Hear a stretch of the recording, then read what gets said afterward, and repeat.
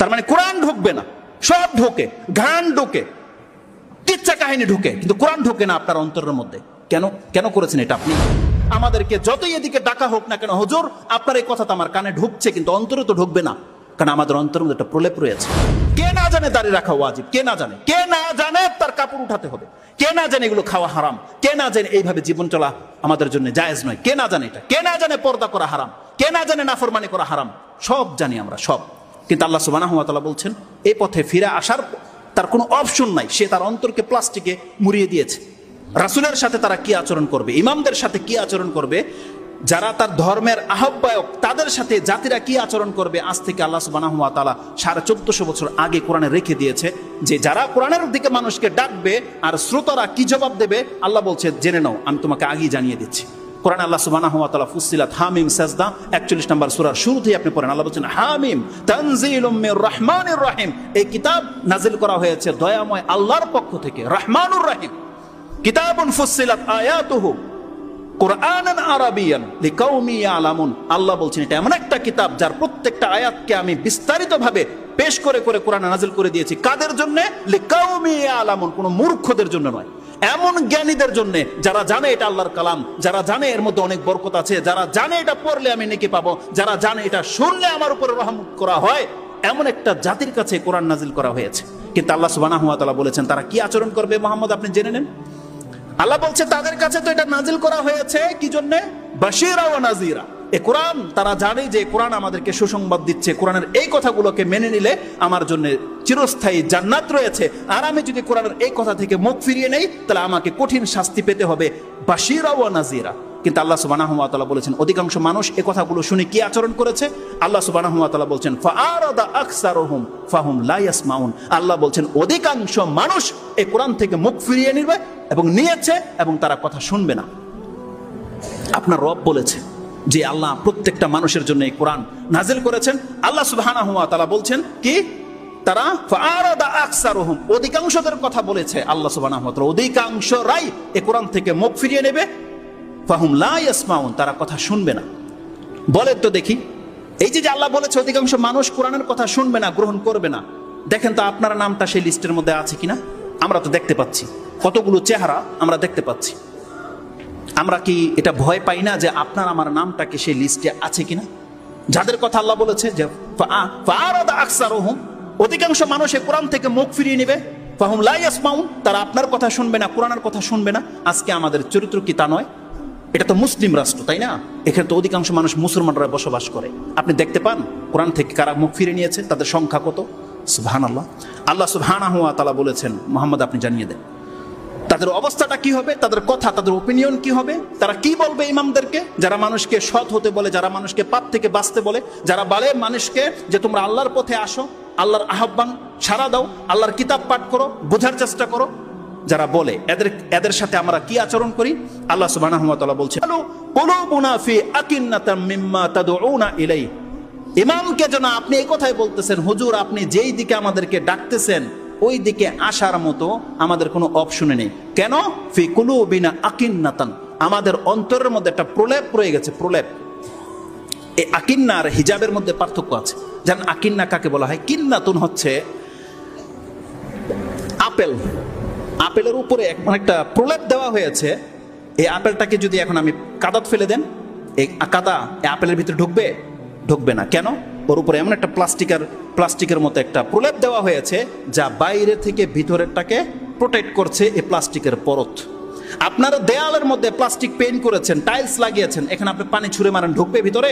কেন? আকিন্নাতান, একটা কভারিং করা হয়েছে। আপনার মোবাইলটাকে যদি প্লাস্টিকের টেপ দিয়ে বা প্লাস্টিক দিয়ে পেঁচিয়ে যদি পানি ফেলে দেন, এটা পানি ঢুকবে? ঢুকবে না।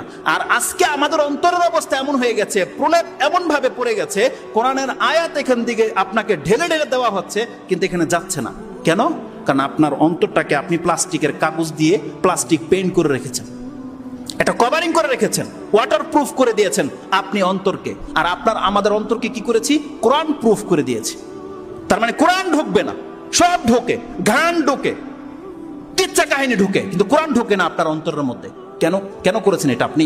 আল্লাহ সুবহানাহু ওয়া তাআলা বলছেন ওয়াকালু কুলুবুনা ফি আকিন্নাতান মিম্মা তাদউনা ইলাই, আমাদেরকে যতই এদিকে ডাকা হোক না কেন হুজুর আপনার এই কথা তো আমার কানে ঢুকছে কিন্তু অন্তরে তো ঢুকবে না, কারণ আমাদের অন্তরের মধ্যে একটা প্রলেপ রয়েছে।